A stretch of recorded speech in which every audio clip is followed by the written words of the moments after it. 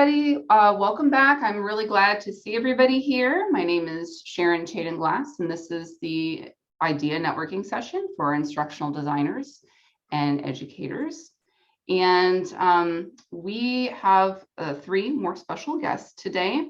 A new Heidi. Last time we had a Heidi, and this month we have another Heidi to welcome. So we have Alejandro Ruelas Garcia. Did I say that right? I took Spanish. It's really hard to tell, but I did and I tried. We have Cassandra Sousa and Heidi Ranganathan. Heidi, help me. Right there, Heidi Ranganathan. Ranganathan. I also have a very difficult name, so I get it. And we're going to go in that order for our speakers. As you're listening, please write down your questions that you have. And then when it is time to go to breakout rooms, you can choose which speaker you want to ask your questions to. And if you have one for me, I will hang out in the main room and you can ask me a question as well. So I'm going to turn it over to Alejandro. Hello, everyone. Yeah, first I want to shout out to Sharon for giving me the chance to be on here. I don't know if she remembers, but I was actually just a participant, like in the audience many months ago. So it's cool to be on the other side. So when they were calling out for speakers, I was like, yo, please let me go on here. I'd love to share everything that I've learned or experienced. So yeah, my story. I guess I'll start by saying I'm a first generation American. My family is background is Mexican, and settling into the country was difficult. I was constantly moving, but one thing that I always had constant was like education. I love school. But I always lived in places where the educators never looked like me. So I didn't have like that. I always wanted like a male educator of color. So my dream was to be that person, right? To go in that, I wanted that to be my profession. So I went into teaching and I taught in many different places, mostly in Boston public schools, but other places in Massachusetts. And I did a little bit of teaching abroad as well.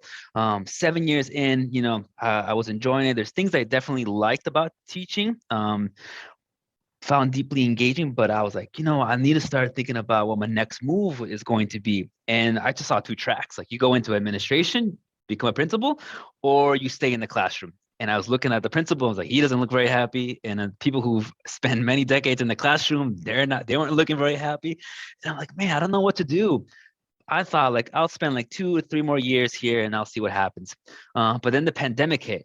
So it was kind of like, well, now's a good time to figure something out. So as the world physically closed down, the digital doors or windows, I don't know what they're like, they opened up. So suddenly I was connecting with folks who used to be teachers, but they were product managers or they were customer success. I was like, whoa. There's other opportunities out there. There's other tracks out there. Like, talk to me. What the heck is this? Tell me all about it. So I cast a wide net and just talked to anybody that would talk to me that used to be a teacher and just like share their journey with me. And out of all the paths, I found instructional design to be the one that most aligned with my skill set, my experience, and what I thought was most interesting. So then I just focused on just talking to instructional designers and then just figuring out what they do day to day and just creating a curriculum for myself. Like I saw there's opportunities to do like a certificate, there's academies, but I already had my master's and I'm not trying to go back to school. So I was like, I'm a teacher, I bet I can figure this stuff out. So I curated my own resources, created my own learning experiences. And I'm like, okay, that's the goal right there. That's what I need to learn. Now, how can I skill myself up to make sure I get that skill? And then I found a volunteer opportunity. I did some freelance work on the side. I can go more deep into it, but I know I'm kind of running out on my time. But after that, I got connected to someone who is at a company called SAP, and they're a big software company, and that's where I'm at right now, and I'm happy to be there. You're doing instructional design for a software company. Right, yeah, yeah. Got it. And actually, someone that just joined my team knows Heidi, so it's a small world. So I told him I would say hello. So hello. Oh, LinkedIn is totally a small world. And just to chime in here, like I connected with Alejandro like a few months ago, but then I learned about this speaking opportunity through his LinkedIn feed. And I got my current job through networking on somebody on LinkedIn. So super excited to meet all of you and network with you. And you never know, we might be working together or know somebody in those different contexts. Yeah, awesome. All right, Cassandra, I see your video feed. Are you ready? So my story, my transition from education into instructional design, I think is really the culmination of like a really winding road that led me there. I started teaching in low income areas that led me to teach in refugee resettlement areas. And that's kind of where I spent the bulk of my time in education. And I really loved it. And I think like most of us, we found out very quickly that things that were coming out of the box and designed to be super helpful were not actually that helpful when we tried to implement them in the classroom. And it ended up spending a lot of time in instructional design. So I didn't know it at the time, but that's what I was doing. And toward, I think it was 2019, I decided I'd like to get my master's degree. And I just kind of was desperate to do something that I knew I was good at and that was education adjacent. And so I ran headfirst into ed tech. And from there, I kind of began to specialize. I was really fortunate because while I was getting my master's degree, there was an opening on the instructional development team. And I got to work just part-time with them. And it really kind of opened my eyes to what instructional design in academia was. And that was kind of a catch-22 because on the one hand, I was super happy to have the experience. And on the other hand, I was like, oh, I don't want to do this. I don't want to do academic. And so from there, after I graduated, it was really an uphill battle, I think, figuring out how to take those skills that I knew I had and transfer them to something digestible and in the corporate context. So I worked a lot of contract positions. I worked for Expo Dubai. My heart has just always been in multicultural things. So I look for opportunities like that. Expo Dubai. I live in Portugal. Oh, that's an important thing to add. I live in Portugal. So I started working for the Portuguese government in a tax incentive they had here, which actually came through networking. So, I mean, that is probably the big takeaway from today, right? And then just a series of other projects that led me to eventually be contacted by a recruiter who was looking for someone in a more full-time capacity to work spearheading Chegg's technical training program. So that is what I am doing now. And I just want to say that I probably did literally everything wrong along the way for my job search. So I'm happy to tell you what not to do. And hopefully you can pivot the other way. So, but I made it. I'm here. If you could, what do you think is one big wrong thing that you would steer people away from for the whole group? Oh, you guys, oh, you're gonna laugh. I feel like it's, if you Google like how to be an instructional designer 101, that tip will come up there. But I honestly, in my heart of hearts, was like, my grad school portfolio is supposed to prepare me for this job application, and it didn't. So I would just say, make sure your portfolio is up to par. Spend a lot of time curating the best content, making it super user-friendly, and branding, self-branding is super important too. Awesome. Those are really great tips. All right, Heidi, are you ready? We're ready for you. Absolutely. So thanks, Sharon, for having me on. And again, the power of networking is so huge. I feel honored to be among the guests that are here today because I too come from a multilingual background. In public education, I worked for 6 years with ESL populations, and I was a Spanish-English dual language teacher across many different grade levels. Towards year 5 of teaching, I'm like, you know what? My favorite part of teaching is being able to collaborate with other teachers during PLCs.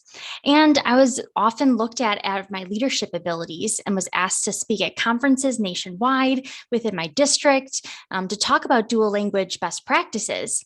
And so I went and got my master's degree in dual language teacher leadership, thinking, yeah, I want to get out of the classroom, but I don't want to be an administrator, but I want to help teachers in order to be better teachers all the time.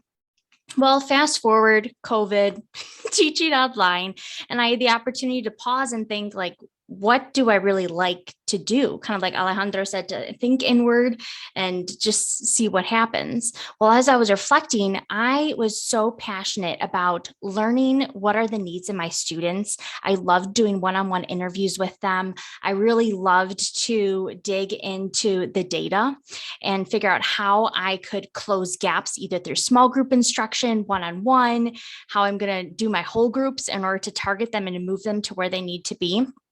And I liked creating the materials. I realized that the actual teaching part wasn't my favorite part of the day. So I started looking and doing Google searches, like I'm sure many of you do. What skills do teachers have? It's like career transfer skills. And instructional design was one of the careers that came up. So I started to look, and at first I started to look on LinkedIn and through other different career search sites to see other jobs. And I started seeing all these other jobs available. I'm like, oh, I could do that. I could do that. So I just started whipping out my resume to go everywhere. I'm like, project manager over here. I'm going to be an instructional designer. I'm going to be a director of learning and development for Rosetta Stone. Yeah, I sent my resume over there. Like ed tech companies, I'm going to be a trainer, anything. I'm like, I do all these things in my teaching day. Of course I can do it without even like tweaking my resume. I tweaked my resume, but I was just changing my verbs. That's all I did. So after getting rejection after rejection after rejection, I'm like, okay, Heidi, like, obviously your strategy is not working. So I decided to slow down in order to speed up. So I started in the chat, everyone's like, I think I did that too. Yeah, it's very familiar. So I'm glad I'm here to share my failures so that hopefully you don't have to go through that.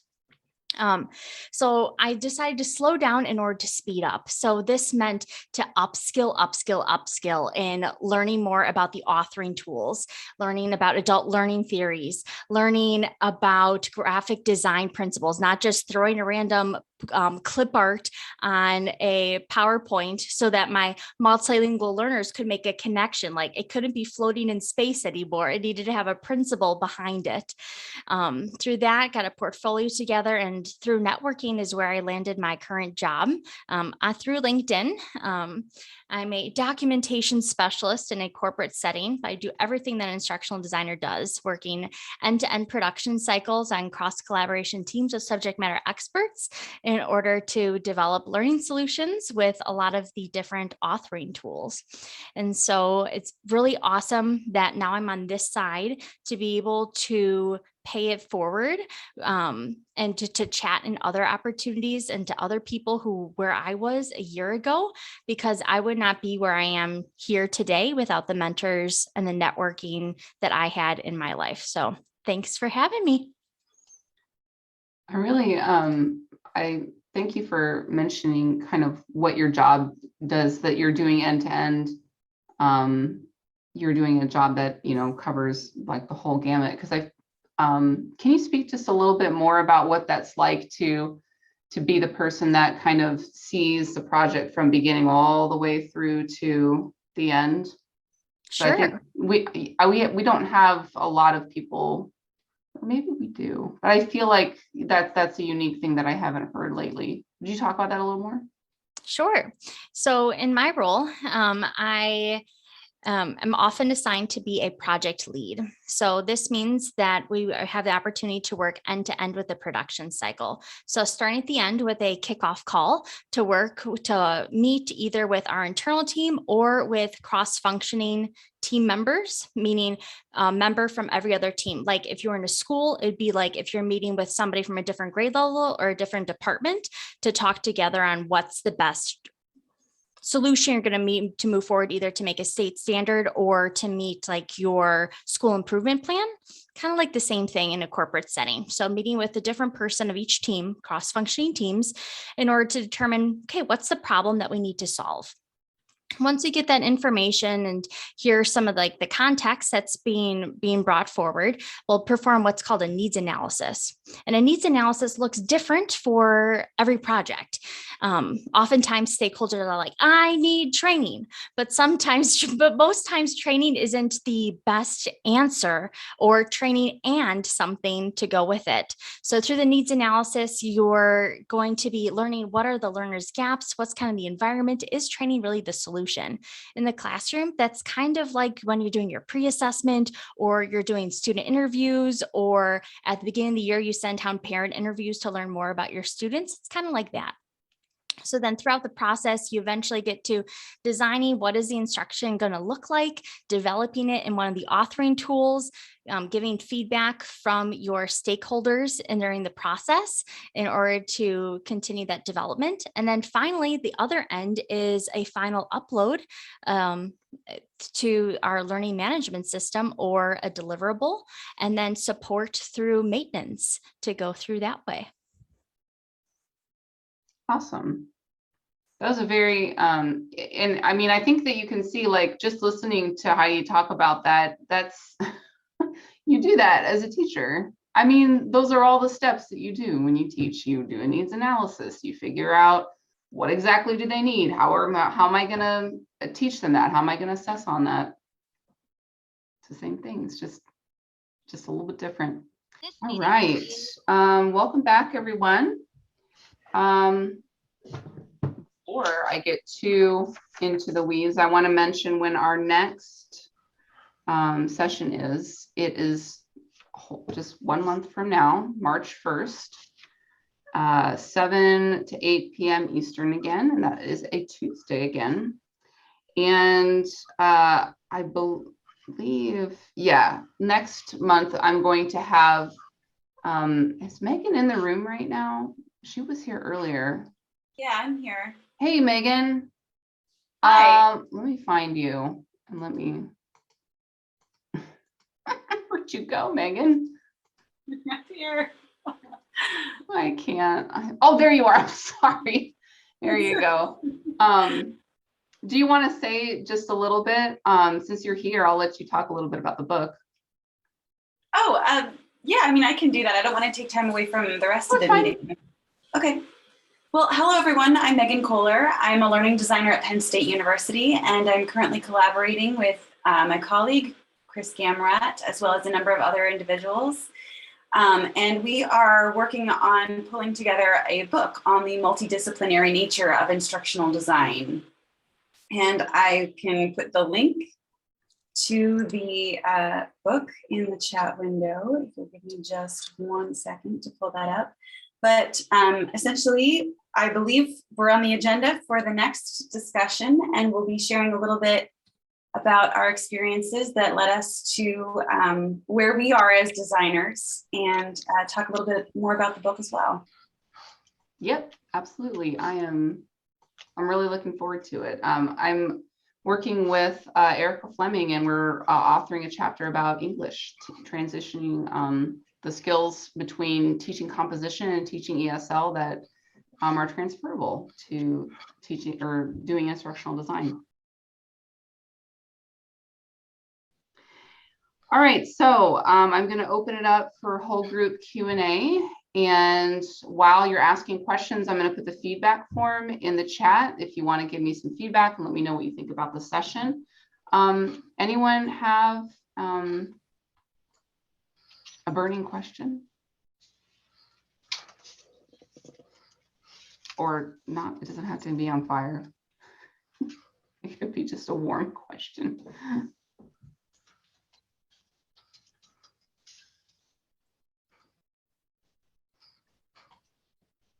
I have guess. a question. Okay. Sharon, It'd be more about interview, or maybe I should be quiet. How about let's do Kathleen first, and then I think it was Alan. Thank you. All right, Kathleen. Great. I keep hearing about self-branding. This is for Cassandra, because you mentioned that. And is there any way you could break down categories of self-branding as far as it's not just the colors, unified selection of colors, I imagine, but what how do you, can you just give me a superordinate categorization of what self-branding is? What categories that shows up in? Sure. I can try. That is like way outside my realm of expertise, but I will, But you did mention it, right? I did. And Okay. it was all like self-taught and self-learned, and it's not Okay. anything I formally studied. I would say the thing that was super helpful for me in deciding the direction to take my portfolio visually and then like in terms of content was studying other people's portfolios, and so in design in general. So in doing so, I was able to really kind of get a sense of like what my audience was looking for when they came to my page and what I wanted them to feel while they were on my page. So I knew I wanted it to be like very simple. I knew I wanted it to be easy to navigate. I wanted it to be very clear, the process.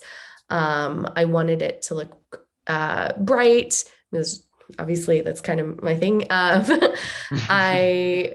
So I just kind of had these vague concepts, and then I had these adjectives I knew I wanted to incorporate into my work. And from there, it really just was a process of me looking and seeing what like other people were doing on their portfolios that I liked and trying to incorporate it into mine. So the branding was like probably a very generous term. That was what I attempted to do. I think I did well because people generally comment that when they see my portfolio. How I got there, I couldn't tell you beyond saying that I studied a lot of other people's work. Yeah, I like to add a thing or two. I think, first of all, I think you nailed it on the head when it's like thinking about your audience and what they want to see. For me, it was when I was connecting with folks at different organizations, I asked them specifically what their challenges were. And then after I took that rich insight, I then had to do some critical thinking. Like, okay, what are they looking for? Yes, what skills, but also what are in the context of like the problems they're trying to solve. So, for example, with the organization that I work today, they were looking for someone with instructional design background, teaching background. They work with small businesses, and they're specifically working for onboarding. So then I reflected about my past and my skills and my experience and say, okay, how do I present myself to show that I am a really good candidate? Yes, I have all these teaching skills. But for example, my family, we're Mexican. I grew up with the Mexican restaurant, and I worked with a school. I worked with something that could be called an onboarding program. So when I had my cover letter, I say like, hi, my name is Alejandro. I'm really interested in working at your organization because of this, this, and this. Really something really specific. I think that I could bring value to our organization on day one because insert value proposition 1, 2, and 3. Because I have a master's in curriculum instruction and have X amount of years doing designing experiences, learning experiences. 2, I have real life experiences with small businesses as a business owner, and I could empathize with your users. And 3, I have solved some of the challenges that you are facing nowadays. But they were reading it, they're like, "What the heck? How does this guy know all this stuff about us?" But it's when you're presenting your information to them, and you got to make sure there's that alignment, and that's going to help you stand out. One little story: one of the most intimidating networking sessions I've ever had in my life was a 15-minute call with a guy from Facebook. And I mean, first, like, he only gave me 15 minutes. I was like, oh man, this is legit. Like, I gotta make sure I come like my game prepared. And I told him, what I was like thinking, and I'm a teacher. And he kind of stopped. He's like, okay, you're a teacher, but like, so what? Like, what else? And it's like, well, I was like, it just like took the wind out of myself. Like, we're like, everyone tells me there's so much transferable skills. And he's like, dude, do you know how many people in teaching are trying to get into instructional design right now? Being a teacher isn't enough. It's great. You have a lot of skills and you have a lot of value, but for your future employers, you got to like take it up a notch and like, okay, you're a teacher. And what else are you bringing to the table? So there's everyone on this call has a very unique experience. what can you leverage from that experience to add on to that profile of being a teacher? You're a teacher, yes, but maybe you specialize in you taught health. So maybe you're really positioned very uniquely to be in healthcare, or I don't know. It's up to you to reflect and find how you can get that alignment. And that alignment is what's going to be your brand. And you can tweak your brand too. It's like for SAP, I had a specific kind of a cover letter and like pitch for my stories and my interview. But when I was interviewing at a financial company, I was talking about finance and money and the impact it has had on my community. So that's how you have a central brand, but then you can kind of tailor the message a little bit to different folks. I hope that helps. I'll add on to that with personal branding. It's like you said, Kathleen, it's not just those colors. It's also how you're interacting with people. So for whenever I'm talking or engaging with posts on LinkedIn, I try to be very personable and use exclamation points, because when I do generally talk to people, I do get excited. Just like if I was talking to you in real life, like people are always like, Heidi, you're always so smiley. It's like, yeah, because that's how I am. Like that is Heidi Ranganathan, and that is a part of my brand. And so I try to extend that out for people to also feel that within my work and within the connections and the comments that I make within my community. That's awesome. That's Yeah, what that's what I was saying. I mean, all of that in go for it. response. I was just gonna say, like, if your brand's like, if it's working, you will feel the authenticity, and the person on the other side will be like, wow, this is a real person talking to me right now, and we're vibing, and it's not just a person who just really wants a job desperately, because it can kind of stink if you're in that position. So yeah. Can I ask a question? How does branding extend to your portfolio? Like somebody mentioned in the chat, I think it was Cassandra, how you should tailor yourself to a smaller portion of the ID market. But what if you have experience with higher ed and you have corporate experience and some other third fictional experience? Is that wrong to have it all in your portfolio together? Or do you tailor portfolio for the job you're applying to? That's a really good question. I think to tailor it down into three main categories, because you can't be changing your portfolio with different samples. Like that is just unrealistic. And then to also say that you're only going to be applying for one job at a time is silly. Like we're not going to even go there. But there's three main categories of where you can be career pivoting into: either higher education, where you might want samples that are focusing more on learning administration systems, how you might adapt a syllabus. They're also going to be more interested in your certificates and your degrees that you hold. There's freelance, where you're going to be finding your own different clients. So you're going to want to really show them like, who is Anne, so that they know. And then another opportunity is to go into corporate, where they're gonna really not as much care about what degrees or certificates you have, but what skills do you have and how can you back that up? So within that, I would say figure out which path that you want to go in, because you say that you have experience in all three of them. Find which one that you're really passionate about, and then that's going to help propel you forward and become more clear on what your story is, and to then tailor your LinkedIn profile, your portfolio, your cover letter, and your resume, because they all work together to share who is Anne. I like that. Great, thank you. All right. Any last questions? We have just a couple minutes, and I always end on time because I go to bed super early. Julie, you unmuted yourself. Are you wanting to ask a question? I'm ready. Sorry. Just when you started your job, what were the expectations of what you know going into it? Like, what were they expecting you to do the day you started, I guess? I can speak to that. I think when I walked in, they were just like, hey, welcome. Let's just take our time. And remember, I'm higher ed, right? Let's take our time getting to know each other. Here's kind of what we do. Would you like to see what we're working on? It was really like the pace was just beautiful. It's like, okay, well, it's been a week and a half. Are you ready to be tasked with something? I'm like, oh, really? You're not going to throw me under the bus right away? So in higher ed, that was my experience. It was more like, welcome, let's get to know each other. Let me show you some of the stuff we do around here. And my boss even took me, and this is before pandemic, right? So like we even went on a tour on the campus. He spent an hour and a half or so walking me around, introducing me to people. I'm like, are we allowed to do this? To just, like get to know each other and stuff? It was really nice. Heidi or Alejandro or Cassandra, do you want to speak about that? Your expectations? I would say it really depends on the company.